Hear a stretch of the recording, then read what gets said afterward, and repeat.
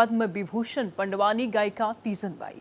छत्तीसगढ़ की लोक गायिका तीजन बाई का निधन हो चुका है। 70 साल की उम्र में उन्होंने आखिरी सांस ली। पिछले काफी वक्त से बीमार चल रही थी तीजन बाई। तीजन बाई ने रायपुर एम्स में दम तोड़ा है। बता दें आपको कि पंडवानी गायिका तीजन दुनिया छोड़ करके चली गई हैं। उनका रायपुर एम्स में इलाज चल रहा था और सुबह उन्होंने आखिरी सांस ली। पद्म विभूषण पंडवानी गायिका तीजन बाई अब इस दुनिया में नहीं रही। उनका 70 साल की उम्र में निधन हो गया।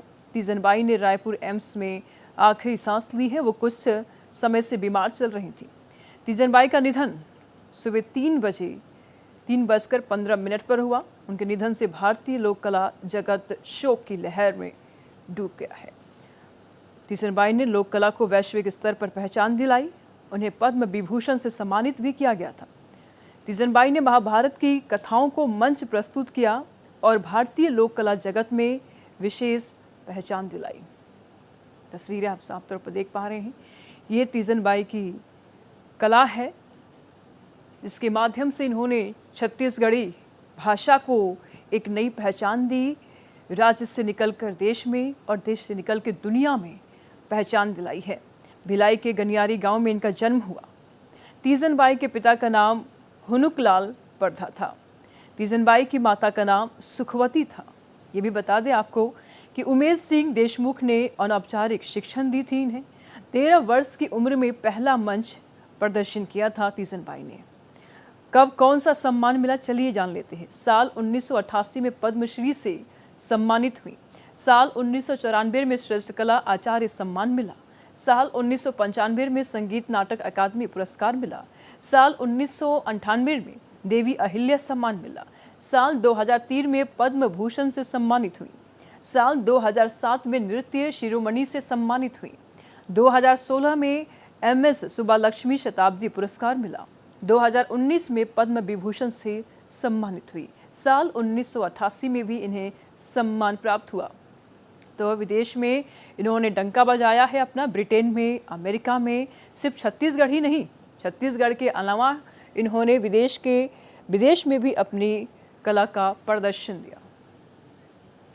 तो वही तीजन बाई के निधन पर प्रधानमंत्री नरेंद्र मोदी ने दुख जताया है। उन्होंने अपने सोशल मीडिया पर पोस्ट करते हुए लिखा कि सुप्रसिद्ध पंडवानी गायिका तीजन बाई जी के निधन से अत्यंत दुख हुआ है। उन्होंने छत्तीसगढ़ की इस लोक कला को अपनी भव्य प्रस्तुति से दुनिया भर में एक विशिष्ट पहचान दिलाई है। उनका जाना कला एवं संस्कृति जगत के लिए एक अपूर्णीय क्षति है। शोक की इस घड़ी में मेरी संवेदनाएं उनके परिजनों और प्रशंसकों के साथ। ओम शांति। तो तस्वीरें आप देख पा रहे हैं सोशल मीडिया एक्स पर। प्रधानमंत्री मोदी ने अपने भाव को रखा है। तमाम जानकारी के लिए रायपुर से हमारी संवाददाता प्रियंका कौशल इस वक्त हमारे साथ बनी हुई हैं। बहुत क्षति प्रियंका, कला जगत में क्या कुछ जानकारी सामने आ रही है? कब से इनकी तबीयत नासाज थी और कब इन्होंने आखिरी सांस ली?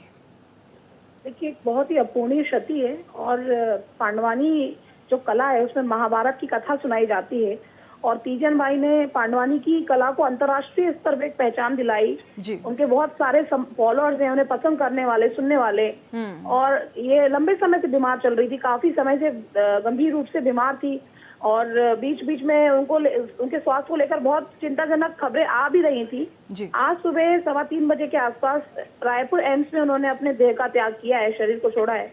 तो बहुत दुखी है लोग। एक दुखी लहर छत्तीसगढ़ में तो है ही, लेकिन देश दुनिया में भी उनके चाहने वाले, उन्हें पसंद करने वाले बड़ी संख्या में मौजूद हैं। और उनके निधन की खबर सुनते ही एक दुख की लहर फैली है। तो इस समय जो स्थिति है रायपुर में, तो लोग दुखी है ही। और अभी एम्स में ही उनका पार्थिव शरीर है। आगे क्या आगे उनका कैसे अंतिम संस्कार होगा, जहाँ तक उनके गृहग्राम में ही होगा जो भिलाई के पास है, उसकी तैयारी अभी हो रही है। वो सूचना भी अभी आएगी। लेकिन फिलहाल लोग स्तब्ध हैं, दुखी हैं और बहुत शोकाकुल है। बिल्कुल प्रियंका, इस बीच में प्रधानमंत्री मोदी का भी सोशल मीडिया एक्स का पोस्ट पढ़ रहे थे और उन्होंने भी दुख व्यक्त किया है। मुख्यमंत्री विष्णुदेव साय ने भी अपना दुख व्यक्त किया है।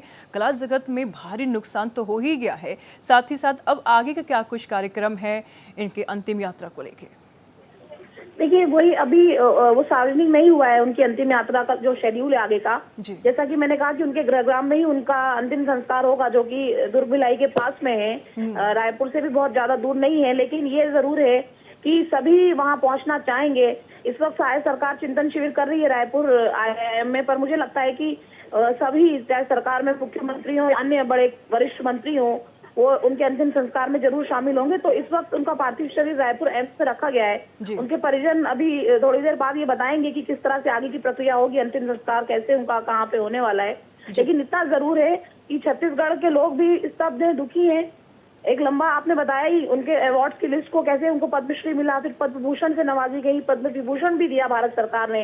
और साहित्य और कला जगत से जितने भी बड़े सम्मान हैं, साहित्य नाटक अकादमी का सम्मान हो या तमाम सारे, सब उन्हें दिए गए समय समय पे। और सम्मान बिल्कुल बिल्कुल प्रियंका, काफी अवार्डों से सम्मानित की गई हैं, ये काफी बड़े अवार्ड हैं, इनके नाम पे बने रहिएगा। लेकिन उससे पहले बता दें आपको कि भिलाई के गनियारी गांव में इनका जन्म हुआ।